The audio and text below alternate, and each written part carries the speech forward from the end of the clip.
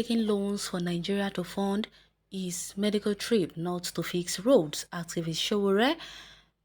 Since he assumed office on May 29, 2015, Buhari has embarked on medical trips abroad at least 5 times, covering a period of no fewer than 160 days.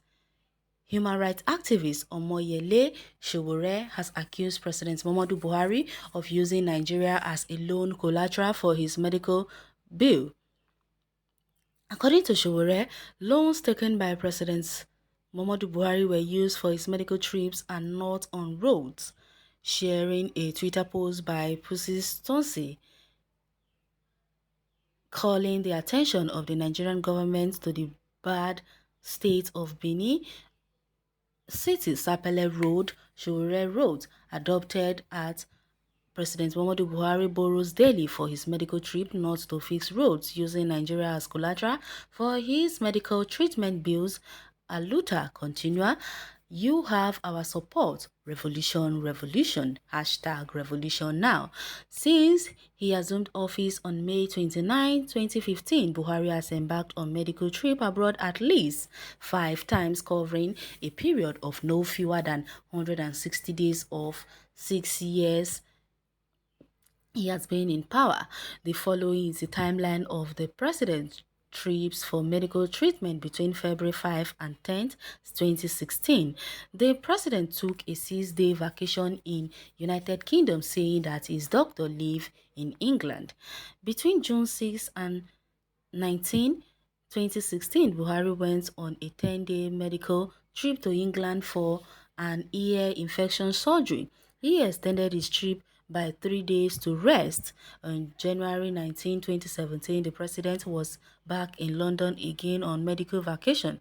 On February 5, 2017, he wrote to the National Assembly seeking an extension of his London medical level. Later, on March 10, 2017, Buhari returned to Nigeria but didn't resume work immediately at Aso Villa. The presidency had claimed that he was working from home.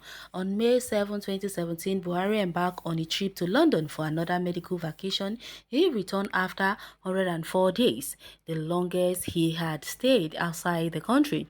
On August 19, 2017, Buhari returned to Nigeria. It took him a while to resume work because rats had purportedly damaged furniture in his office. The presidency therefore announced that he would be working from home. On May 8, 2018, Buhari went to London for a 4-day medical review.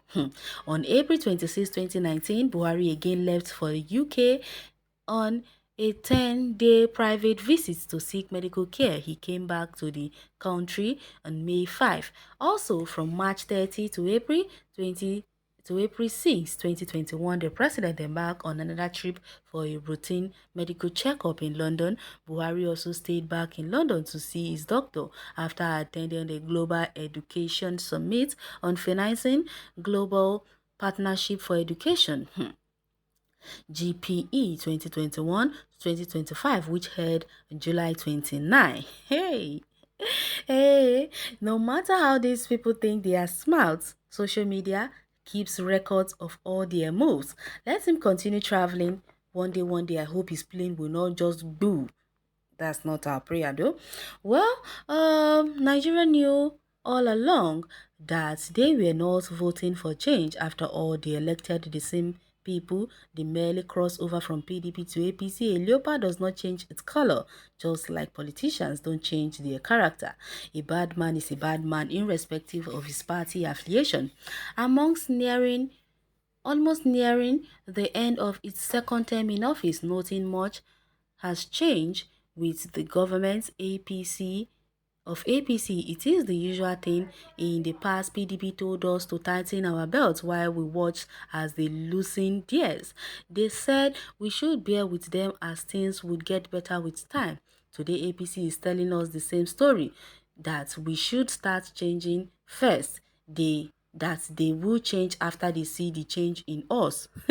To be frank, I don't know what they expect from us. If it's about being patient, I guess we are patient. Even when they increased price of petrol and electricity, we didn't go to the streets in protest. That is change. When they said we should embrace agriculture and grow rice, we did exactly as directed, even as they refuse to give us the fertilizer we paid for months ago. That is change. They broke all the promises they made to us. They failed to give jobs and resort to secret employment, giving the few available jobs to their sons and daughters. We didn't complain. They devalued the naira and increased school fees in federal schools. They change all manner of taxes and close businesses. They allow bandits to sack towns and village, our highways unsafe except for those on suicidal mission.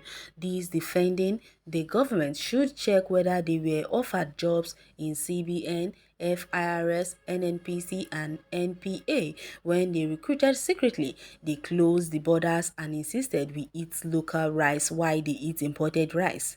Today we don't have enough rice because the local rice is not enough to meet demand. Farmers can't till the land because of insecurity. That measure sent hunger into every household except their own. They forced us to use made in Nigeria, but they were foreign clothes. Even the tread on the president's cap is foreign. They drive foreign cars, stoning our local cars producers. Innocent who would have at least employed more, pay tax, and even export to and forest for them. When they want to allocate forests, they give to family, friends and party, men and women. Those people create their own exchange rate and make billions daily. Naira is now from 550 to $1.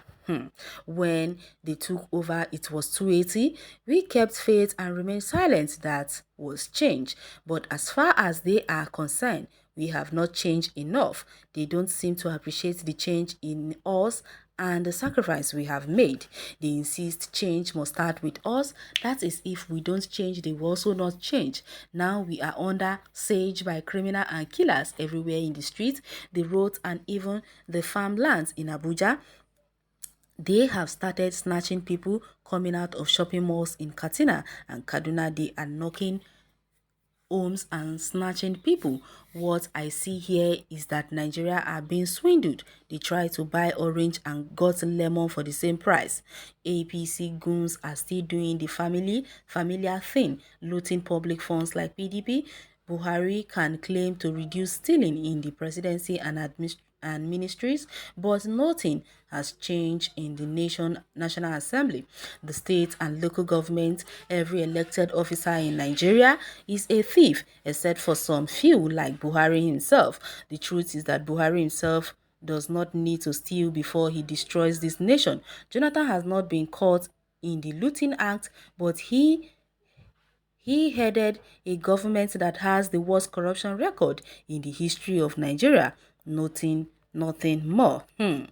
Well, it's me. You have said everything all already. There is nothing more to say. Or you can go to the comment section and share your take on this article. Thanks for listening.